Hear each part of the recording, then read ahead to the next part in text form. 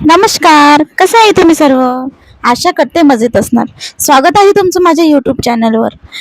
काल वटपौर्णिमा होती. हा व्लॉग कालचाच आहे. मी बनवलेला पण होता, पण अपलोड करायला विसरले मी, म्हणून आज अपलोड करत आहे. तर इथे आम्ही पूजा वगैरे करत आहे. आम्ही सर्वजणी सोबतच आलेलो होतो वडाच्या पूजासाठी.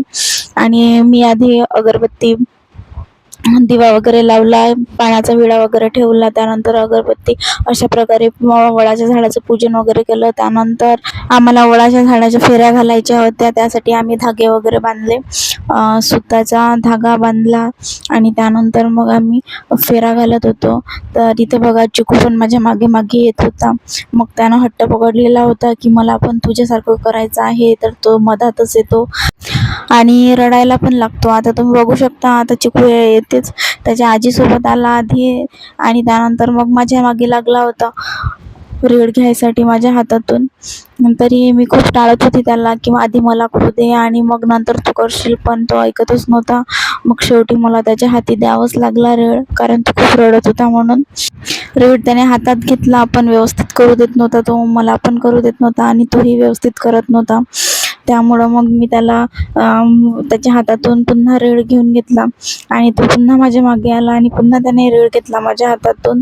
आणि ते बघा, मग मी त्याच्याजवळून घेऊनच घेतला रेड आणि मग त्याला थोडंसं रडू दिलं, कारण तो बाकीच्या बायांना पण त्रास देत होता, त्यांना पण त्या धाग्यात घेत होता, म्हणून मग त्याला खूपच राग आला होता. मग त्याने चप्पल वगैरे काढून पूर्ण फेकून दिली होती. मग माझं जे प्रदक्षिणा झाल्यानंतर मग मी त्याला देऊन दिली त्याच्या हातात रेड. मग तो प्रदक्षिणा घालत होता दुसऱ्या झाडाची. त्यानंतर मग इथे आमची शेवटची आरती चालू होती आणि थोडासा माझा व्हिडिओ व्यवस्थित बनलेला नाही आहे, कारण शूट हे चिमू करत होत्या, कारण शूट करण्यासाठी कोणीच अवेलेबल नव्हतं म्हणून. आरती वगैरे करून झाल्यानंतर मग आम्ही उखाणे वगैरे वटपौर्णिमेच्या सणाला सगळ्या आनंदाने झाले जॉईन. मंगेशरावांचे नाव घेते मी, त्यांची हिरोईन. कसं वाटलं तुम्हा सर्वांना माझं उखाणं ते मला नक्की कॉमेंट करून सांगा. आणि त्यानंतर मग आम्ही फुगडी वगैरे खेळलो, जुन्या आठवणी नव्या झाल्या. त्यानंतर मग आम्ही पुन्हा एकदा प्रदक्षिणा घेतली आणि त्यानंतर मग घरी गेलो. घरी गेल्यानंतर मग संध्याकाळी फराळाचं बनवलं. इथे बघा मेहंदी बघू शकता तुम्ही, रंग किती छान आलेला आहे माझ्या मेहंदीला. तर इथे मी आता फराळाचं करत आहे. आजचा व्लॉग तुम्हाला कसा वाटला मला ते नक्की कॉमेंट करून सांगा. भेटूया आपण पुढच्या व्लॉगमध्ये. बाय.